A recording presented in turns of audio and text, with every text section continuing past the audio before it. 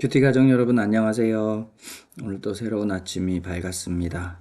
이 아침에도 하루를 말씀으로 시작하는 여러분들을 사랑하고 축복합니다. 잠깐 기도하겠습니다. 하나님 아버지 감사합니다. 오늘 또 우리에게 주신 말씀을 붙잡고 하루를 살아갈 때 승리하게 하여 주옵소서. 순례자의 길입니다. 완주하는 그날까지 늘 십자가의 은혜 바라보며 살아가게 하옵소서. 예수님 이름으로 기도드렸습니다. 아멘.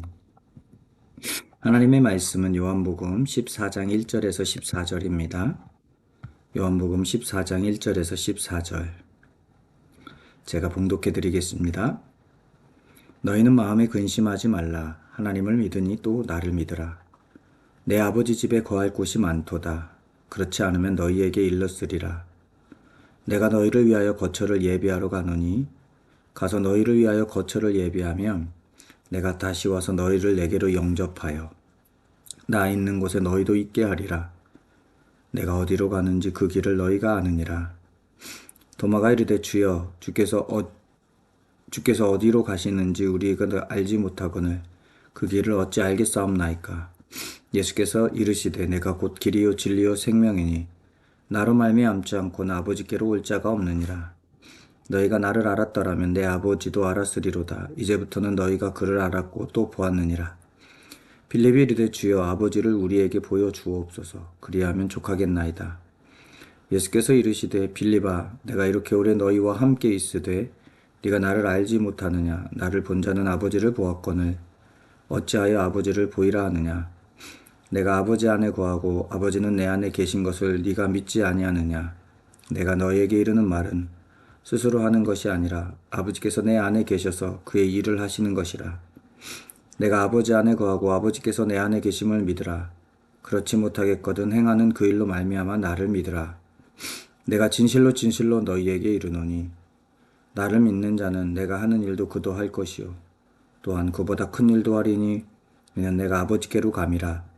너희가 내 이름으로 무엇을 구하든지 내가 행하리니 이는 아버지로 하여금 아들로 말미암아 영광을 받으시게 하려 함이라. 내 이름으로 무엇이든지 내게 구하면 내가 행하리라. 아멘. 이 본문은 예수님께서 이제 십자가를 앞두시고 제자들에게 주신 말씀입니다. 제자들은 지금 마음이 무너지고 있습니다.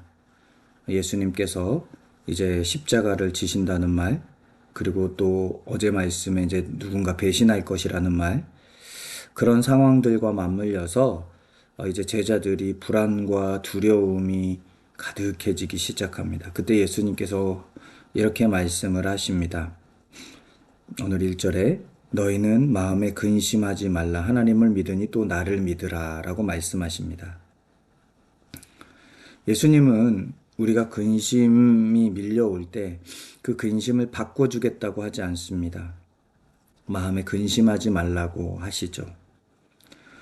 환경을 바꿔주겠다고 말씀하신 것도 아닙니다. 대신 하나님을 믿고 나를 믿으라고 하십니다. 그런 의미에서 근심의 문제는 환경 때문에 생기는 게 아니라 믿음 때문에 생기는 것 같아요. 우리는 환경이 바뀌면 마음이 편해지고 근심이 해결될 것이라고 생각합니다. 그러나 예수님은 그렇게 말씀하시는 거예요. 환경이 아니라 믿음 때문에 근심이 우리를 덮는 것이다. 그러면서 주님께서 이렇게 말씀하시는 거예요. 환경을 바라보고 환경을 믿지 말고 나를 믿으라 라고 하시는 거죠. 우리도 그럴 때 있잖아요. 외부적인 환경이 우리를 집어삼킬 때 근심이 밀려옵니다. 그때 주님의 음성, 하나님을 믿으니 또 나를 믿으라라는 주님의 음성을 들을 수 있기를 소망합니다.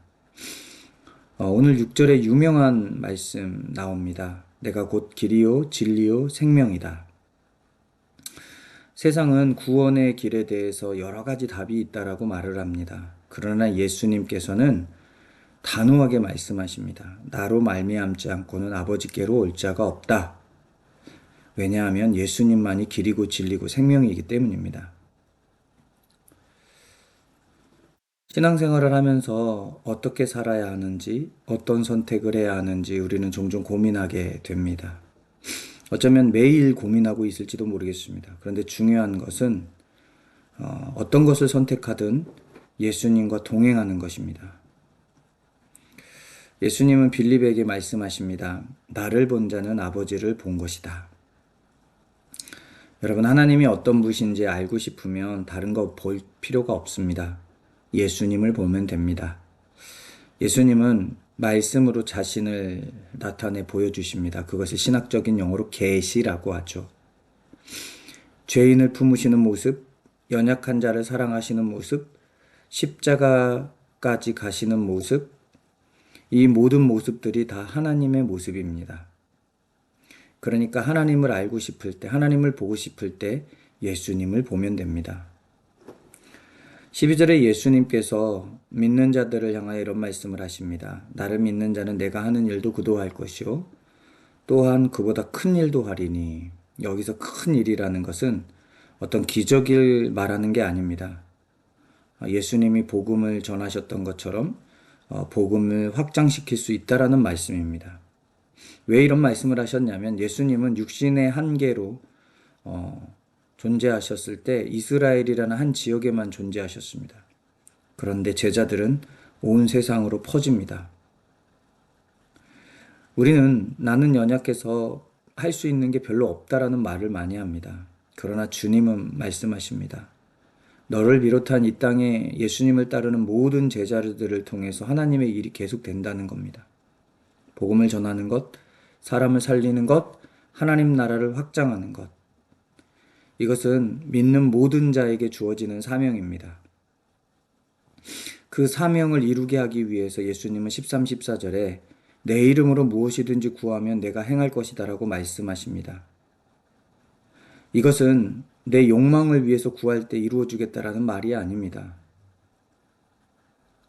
아들로 말미암아 영광을 받게 하려 하시기 위해서 기도를 응답해 주신다는 겁니다. 다시 말해서 하나님의 일을 위해서 기도에 응답하시겠다는 겁니다. 그런 것은 어떤 거든 하나님께서 구하는 것마다 들어주신다고 합니다. 오늘 불안한 제자들에게 그리고 불안해할 때 기억해야 할 말씀으로 동일하게 우리에게 주신 하나님의 말씀은 이것입니다. 환경을 믿지 말고 예수님을 믿고 예수님과 함께 동행하는 것입니다. 그 믿음 위에 설 때 어느 순간 우리의 근심은 사라지고 진리 안에서 생명을 누리게 될 겁니다.